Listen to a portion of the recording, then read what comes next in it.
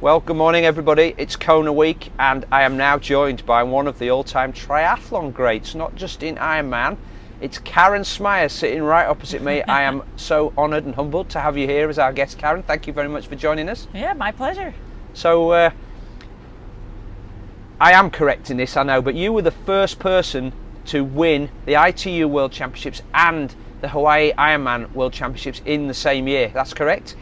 First female, yes. So Mark Allen also did it in 1989 in a different order than I did it. So he won the short distance first and then won the Ironman. But yeah, in 95 I won the Ironman and then won the World Championships. So that must have been hard. How much, because was that in Cozumel? In Cancun. Cancun, okay. So 5 weeks between them. So was the training and the preparation for Kona and the racing here, because it's obviously after a big effort here, hard to recover mentally and physically, but did you find that gave you an edge when you got there? I think it actually ended up helping me quite a bit because, Cancun was very hot and humid, so I was kind of used to the conditions. And it was not a real fast run that year because it was hot, so that helped me even if I didn't quite have all my speed back yet.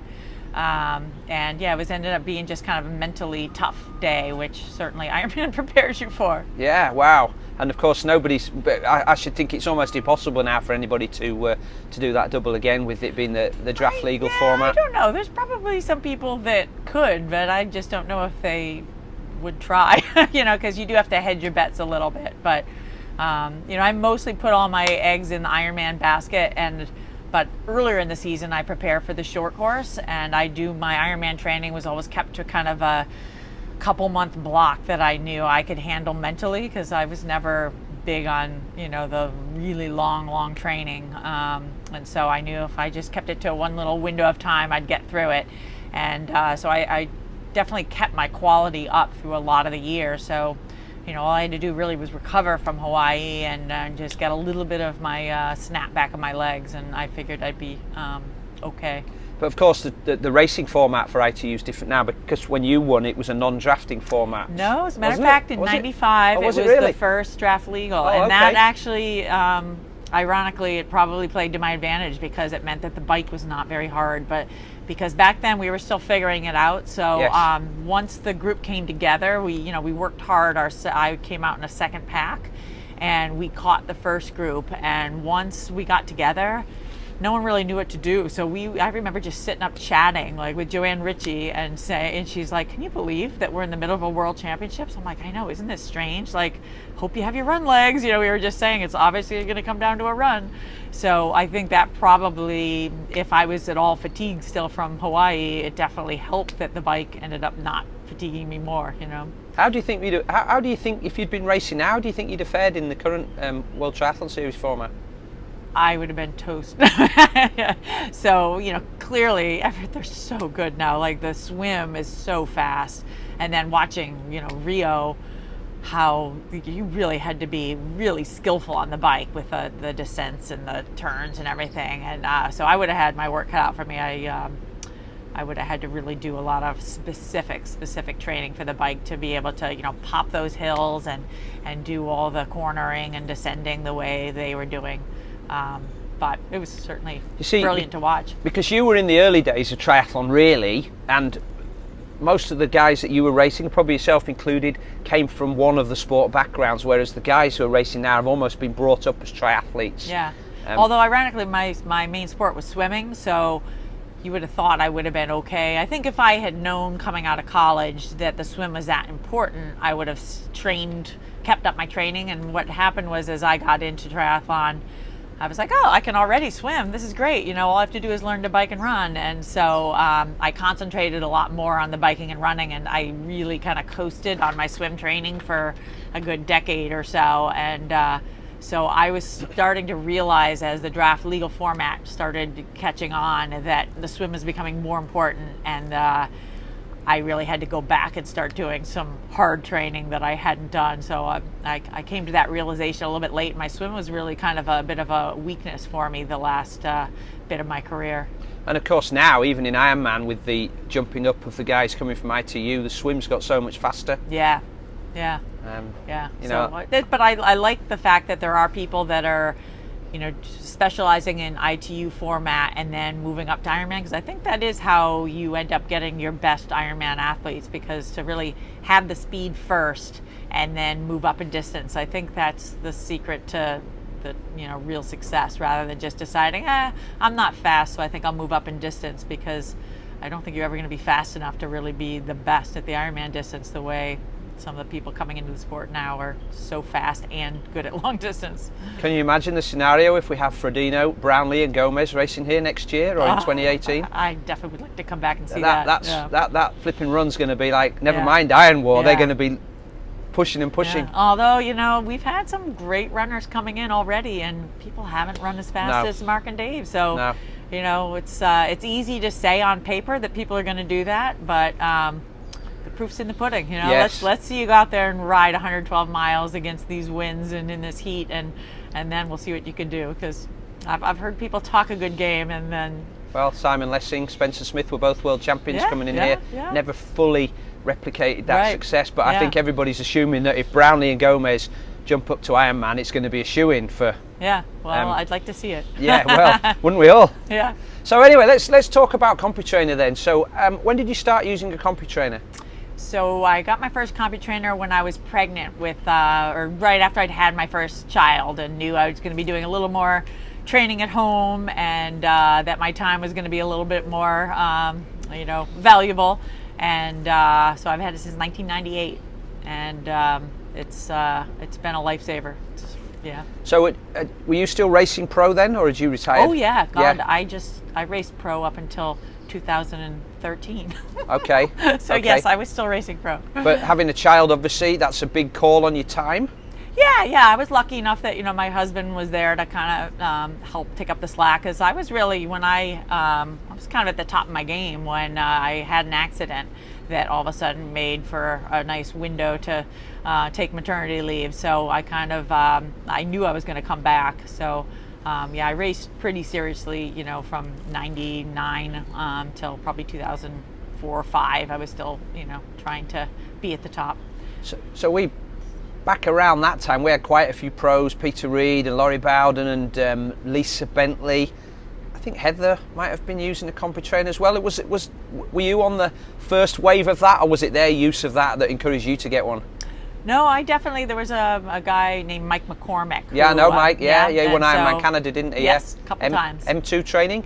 M squared. M squared, yeah. Yeah. So he turned me on to it, and he was the one that really, showed me what kinds of workouts that you could do on there, and kind of opened my eyes to, wow, this is fabulous. Like, it's right up my alley, because I've always been a bit of a minimalist in terms of training, and so the amount of good training you can get in an hour on a CompuTrainer is just unsurpassed. It just really fit my philosophy of training and my lifestyle. So it's interesting when we talk to our pro athletes who've chosen to ride CompuTrainers, because with a lot of sponsorship, people think, they're getting money and they just use that because they're getting paid for it, and then when somebody else comes along with a bigger check, they'll change. Yeah.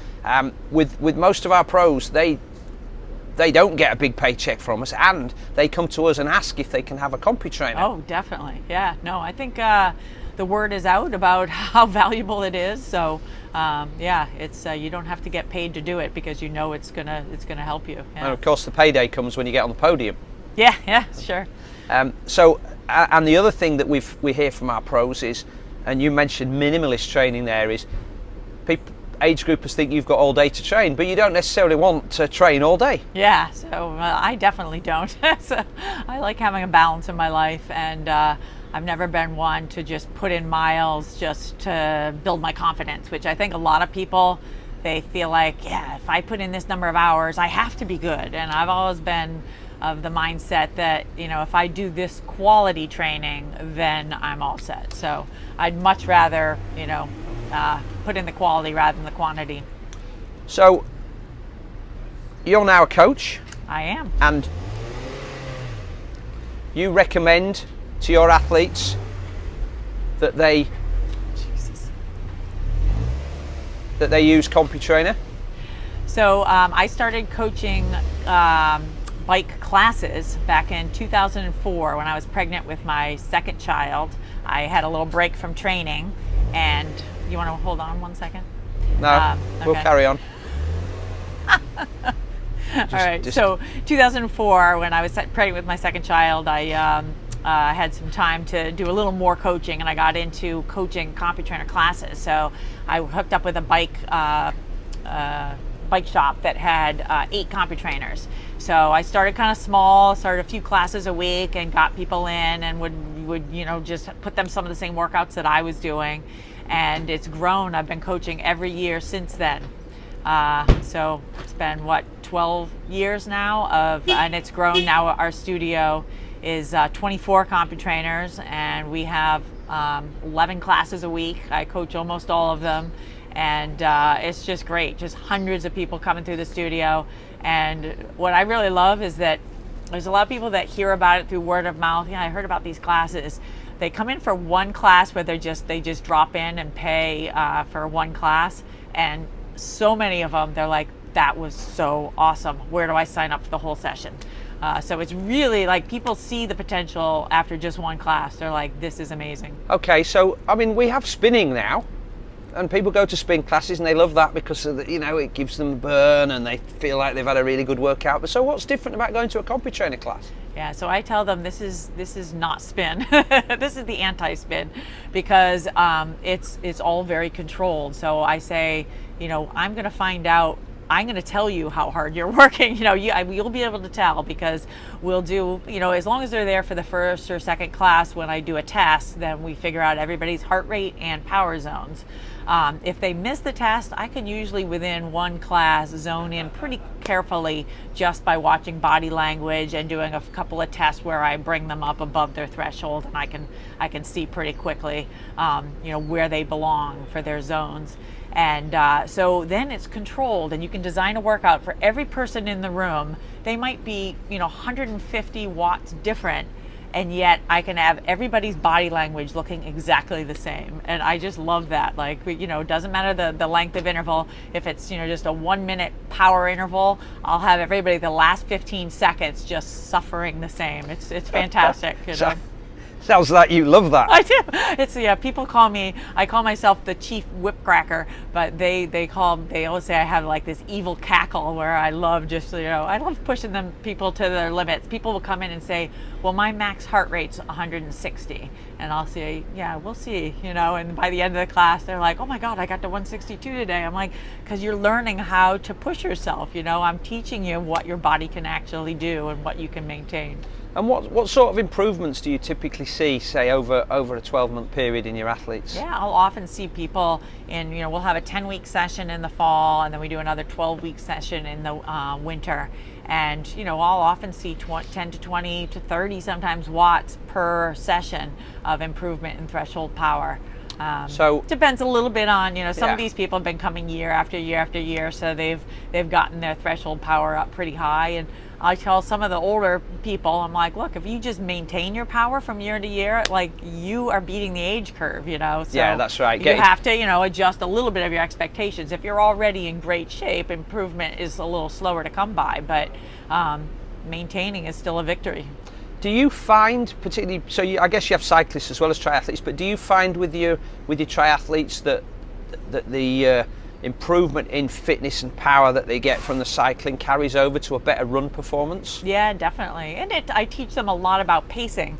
So even if they don't have a power meter on their bike, I can start teaching them, once I know their zones, and we'll do just little bits of different types of intervals where I'll teach them the energy cost of, going up over their threshold for even a short amount of time, where sometimes maybe their heart rate won't have time to get up, but they'll find out, if I keep going over threshold even for 30 seconds to a minute at a time, the energy cost of that over the long run is going to kill the run. So I teach them about pacing and say, look, you don't want that feeling in your legs that you're getting when you realize you're over threshold, that heaviness, the accumulation of the lactic acid. And if you can avoid that over half Ironman or Ironman, learn to hold back on those uphills and not spike your power over and over, you're going to have so much left for the run. So that seems to me to transcend some barriers that most people don't even think about. So your average triathlete think, right, I just need a hard workout on the bike. Yeah. And what you're doing is you're educating them about a whole load of race-specific absolutely. actions that they need to take, holding back.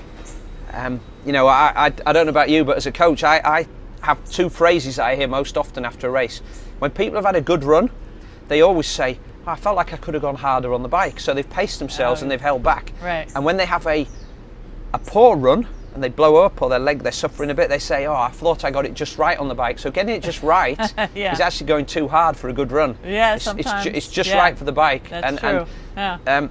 That education of the right pacing, the correct pacing, how does it feel? It feels to the first few miles on that Queen K need to feel like you could be going much harder. Feel very easy. Yeah, absolutely. And I think somebody else said you need to let the race come to you rather than going to the race, don't you? So because by the time you get up to half A, that's when you're starting feeling, oh, the pace feels just right now, but you're not going any harder. It's just that you've.